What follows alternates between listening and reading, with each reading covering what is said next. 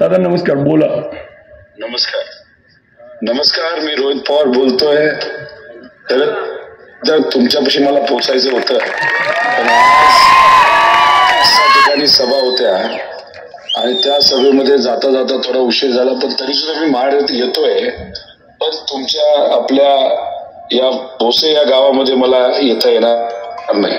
खरं तर हे गाव आदरणीय पवार साहेबांसाठी आणि आमच्या कुटुंबासाठी अतिशय महत्वाचं कारण असं की या भागाचे भाग्यविधाते आदरणीय कैलासवासी यशवंतभाऊ पाटील हे आदरणीय पवार साहेबांच्या फार जवळ होते. म्हणजे साहेबांवर त्यांचं इतकं प्रेम होतं आणि साहेबांचं त्यांचं इतकं प्रेम होतं की साहेब कधी कधी माड्याबद्दल जेव्हा बोलतात, त्या भागाबद्दल जेव्हा बोलतात, तेव्हा भाऊंचा उल्लेख केल्याशिवाय पवार साहेब कधीही बोलत नाहीत. एवढं प्रेम आणि विश्वास आदरणीय पवार साहेबांचा त्यांच्यावर होता. आणि भाऊंनी सुद्धा शेवटच्या श्वासापर्यंत पवार साहेबांची साथ ही सोडली नाही. तसंच आदरणीय राजू बापू पाटील सुद्धा आदरणीय पवार साहेबांबरोबर ते राहिलेत आणि पवार साहेबांसाठीच ते शेवटपर्यंत तिथं लढत राहिले. दुर्दैवाने करोनाच्या काळामध्ये आपल्या बापू आपल्याला सोडून गेले. पण महत्वाची गोष्ट काय, या परिवारामध्ये निष्ठेला फार महत्व आहे. म्हणजे याच्यामध्ये भाऊही असतील, बापूही असतील, यांनी निष्ठेला महत्व दिलंय, पवार साहेबांना महत्व दिलंय. पवार साहेब त्यांच्यावर विश्वास ठेवून असायचे. पण मला खरं तर आश्चर्य वाटलं, आता तुम्ही आमच्या पिढीच्या बाबतीत जर विचारलं तर मी सुद्धा तशा 3ऱ्या पिढीतला येतो. मी फक्त सत्ता, पैसा आणि एखादं पद याचा विचार केला असता तर मी सुद्धा पवार साहेबांना सोडलं असतं आणि सत्तेत जाऊन मंत्री झालो असतो. पण शेवटी मराठी माणसं निष्ठ देतात. आपण सर्वजण स्वाभिमानी माणसं आहोत. मराठी माणसं कधी गद्दारीला नाहीतर कुणाच्याही व्यक्तीला कुठेही असं कधी तिथं वागत नाही. हे पवार साहेबांनी तिथं पाळलं, हे भाऊंनी तिथं पाळलं, बापूंनी तिथं पाळलं. आणि बापूंवर तुमची आस्था, पवार साहेबांवर आस्था, गाव म्हणून तुम्ही विचाराबरोबर राहिलात. बापू आणि भाऊंबरोबर तुम्ही विचारासाठी राहिलात आणि ते तसे एकनिष्ठ होते. आणि एकनिष्ठता ही आपल्या सर्वांना भावते ना आवडते. मी सुद्धा विचाराला पक्का होतो. आमिषाला आहारी न जाता मी विचाराची साथ नाही सोडली, माझ्या आजोबाची साथ नाही सोडली, माझ्या नेत्याची साथ नाही सोडली, शिवशाहू फुले आंबेडकरांच्या विचाराची साथ नाही सोडली. माझ्या मतदारसंघातल्या लोकांनी मला पवार साहेबांकडे बघून निवडून दिलं, मग मी माझ्या लोकांची, मतदारसंघाच्या लोकांची साथ नाही सोडली. खरं तर माझी अपेक्षा होती की पाटील कुटुंबातली जी पुढची पिढी आहे ते सुद्धा कुठेतरी निष्ठेला पक्के राहतील, आदरणीय पवार साहेबांबरोबर राहतील, विचाराबरोबर राहतील. थोडस वाईट वाटतंय, खरंच हृदयाला वेदना होत आहेत.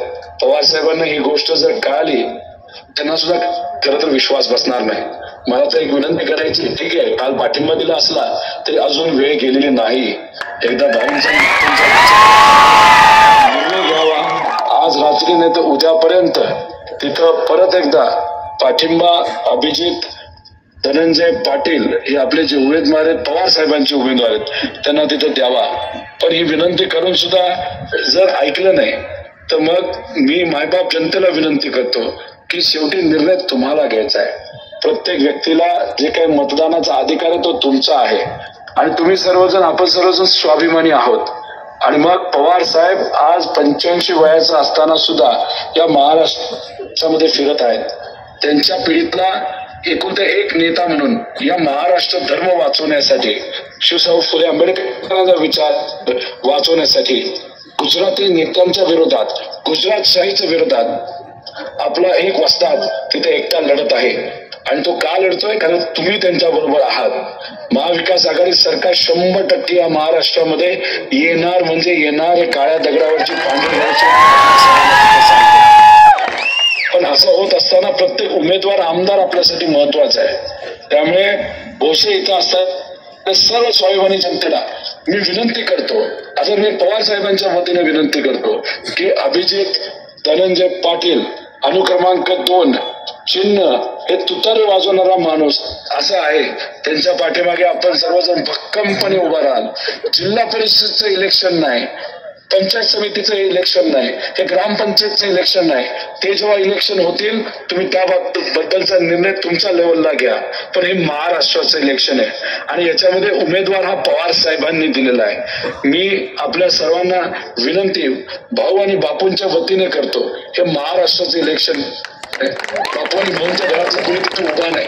आज हे इलेक्शन लढत असताना पवार साहेबांकडे बघून, विचाराकडे बघून, शेतकरी म्हणून, कष्टकरी म्हणून, स्वाभिमानी मराठी माणूस म्हणून तुम्ही सर्वजण अभिजित धनंजय पाटील यांच्या पाठीमागे भक्कमपणे उभा राहाल असा विश्वास व्यक्त करतो.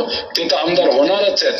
पण एक गोष्ट सांगतो की आपल्या गावातून लीड ही 100% आपल्या उमेदवाराला मिळेलच आणि माझा शब्द या ठिकाणी आपल्या सर्वांना आहे की अभिजित भैया पाटील आमदार झाल्यानंतर आदरणीय पवार साहेबांना स्वतः मी आपल्या गावामध्ये घेऊन येणार. आपल्या गावाला फक्त काय करायचे ते लीड द्यायचे.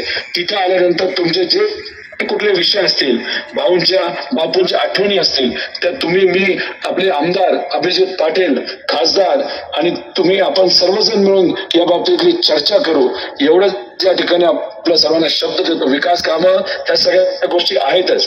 भाजप सरकार शेतकऱ्यांना कसं हिनवतंय हे तुम्हाला सर्वांना तिथं माहिती आहे. मराठा समाज, ओबीसी समाज, आदिवासी समाज, धनगर समाज यांना फक्त खेळवत ठेवलंय हेही तुम्हाला तिथं माहिती आहे. पण स्वाभिमानाच्या लढाईमध्ये पवार साहेबांबरोबर राहावं, तुम्ही राहाल असा विश्वास व्यक्त करतो आणि भोसे या गावातून आपल्या उमेदवाराला खूप जबरदस्त लीड त्या ठिकाणी द्याल असा विश्वास व्यक्त करतो. पवार साहेबांना सुद्धा आपल्या सगळ्यांचा संदेश देतो. तिथे उपस्थित असणाऱ्या सर्व स्वाभिमानी मतदारांना मी विनंती करतो, पवार साहेबांना मी आश्वासित करू का भोसे गावाच्या वतीने 100% करू का? पवार साहेबांना सांगू का की तुम्ही सर्वजण या महाराष्ट्राचे भूमिपुत्र, या महाराष्ट्राचे स्वाभिमानी नागरिक, भाऊंचे बापूंचे खंदे समर्थक आदरणीय पवार साहेबांबरोबर 100% आहात आणि भोसे या गावातून 100% लीड पवार साहेबांच्या पक्षाला तुम्ही द्याल. हे शब्द तुमच्या सर्वांच्या वतीने आदरणीय पवार साहेबांना मी देतो. असा शब्द इथे देऊन मी थांबतो.